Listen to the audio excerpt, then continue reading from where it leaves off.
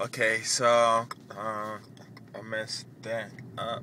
So I will get to the point. Okay, so the way I teach English, I teach kids how to speak English, from themselves without them being asked a question. Um, the reason I started developing this method was because I went to this park. I think I've said this before. I went to this park in Suita City, and used to go there every weekend. And if you come out to Japan, if you wanna, there's one way to really make money, and I would tell you guys on this, but I don't want the haters to know. So you guys got to figure it out, or you privately ask me, and I may let you know. But anyway, I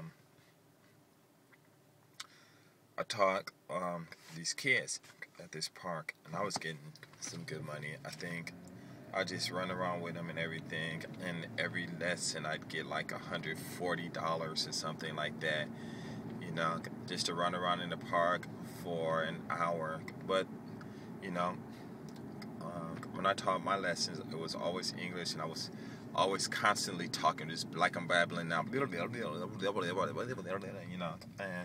the kids will walk, do this, do that. I'm like, come on, climb up the stairs, and everybody together, whatever, and the mothers liked it, and then I was by this the sandbox, and these kids came over, and they were like 7, 8, 9 years old, talking about, oh, we can speak English, and they're telling me in Japanese.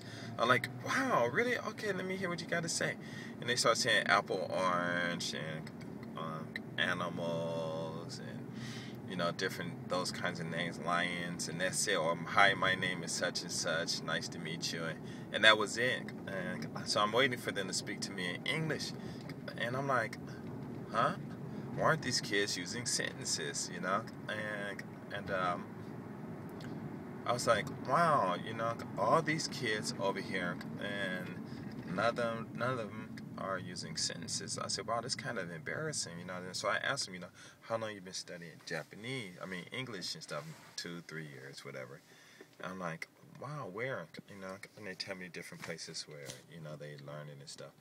Because I was talking to him, asking him in Japanese and stuff, and I was like, wow, it's kind of embarrassing to be an English speaker, and you have all these, people over here teaching English, yet these kids can't even, speak a sentence, and they're not even using articles or anything with their nouns and stuff.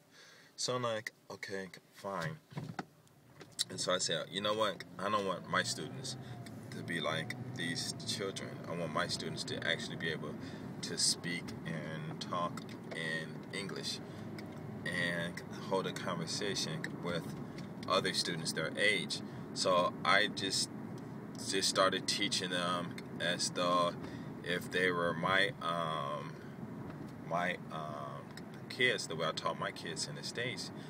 And I started developing this different way of doing that, but it wasn't so much that I just started doing it, but it was more or less like I was teaching kids, and it was these group of kids that I was teaching in Suita City, and at their homes, and Kyobashi. And so I would teach them English, and everything. And I started working at this cram school, and the guy that who owns it, he came to one of my lessons that's near his school, and he brought his son, and his son came to the class and just started speaking in English, repeating everything I'm saying and all this stuff.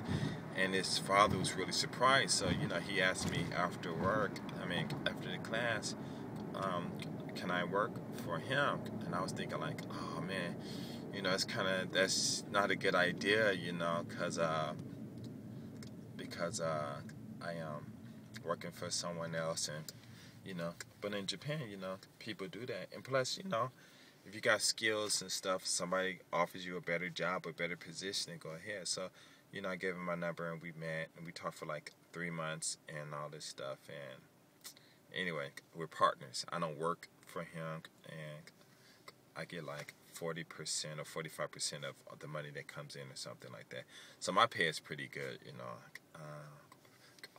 I get like almost $800 just to teach now. Just teach on Mondays. I don't even work 8 hours. I think now I only teach 5 classes or something like that. You know, but I just get a little bit less. I get more than him because he got to pay for the rent and all that stuff. And he works. He owns. He owns a JUCO, they call him cram school and stuff. So when I was teaching at his school, one thing that he wanted me to do was develop some material and stuff to teach at the school and try to be something special, do something a little different than other schools did. So that's how I ended up writing one of my English books and stuff. I've got a whole bunch of them written, and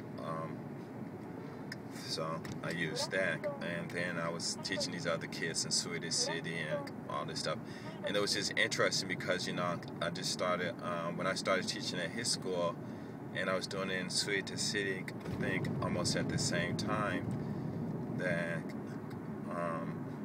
these kids, 7, like my first students that actually started reading English were probably the youngest ones at that time. They were like 4 and 5 years old. No, 5 and 6 years old when they started reading. They was reading pretty good.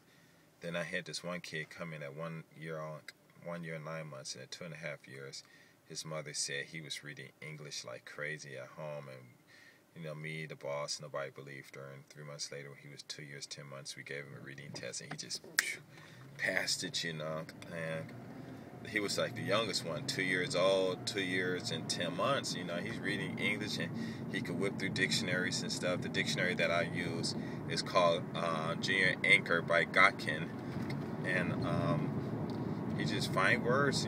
What's house? H-O-U-S-E, and he'll say house, H-O-U-S-E, and he'll just start. He'll find it. He can find words in less than 30 minutes. I mean, he got so good that sometimes he could just turn right to the word. How we do that? It's how some people do that. I've done that plenty of times. You just open up a dictionary and on right to the word. I want to right to the page. Like wow, within 2-3 pages or something like that. And so what happened was the kids in Swedish City. One of the mothers. The reason I got the job is because I used to do my what is it called? Sell jewelry and stuff. And I've taught about that. And one of the fathers bought a lot of my jewelry. He would always come and buy jewelry from me, and then he wanted to. We started doing like wholesale. I sell a wholesale. He sell them on the net and stuff, auction and stuff like that. And so, what happened? So he wanted me to teach his kids, and they were real young. So I said, okay. So it started off with only 4, and then they started doing good, and their friends came, and they ended up teaching like 3 little kids that were like 5 and 6, and their big siblings that were like 7 or 8, and within a year, those like the boys and stuff in both classes, everybody was just reading, and the mothers couldn't believe it, that they can use a dictionary and stuff, because at first they were like really doubting and stuff like that. And once the kids started reading, because like the way I started developing my program, it wasn't like I just sat down and made these plans or nothing. It just naturally occurred because of their abilities and stuff. So like if the kid can if I can show them the ABCs and say, okay, what's this letter, and if they're able to tell me at least 20, but I lowered it to 17 because it's because I was too strict. Then I can introduce them to a dictionary, because the only requirements to use a dictionary is just be able to find a letter, a character. You don't even have to know the name. So some kids, they wouldn't remember the name, but I can put like 4 letters on the table and say that letters, and they'll be able to pick almost all of them, or at least 20. So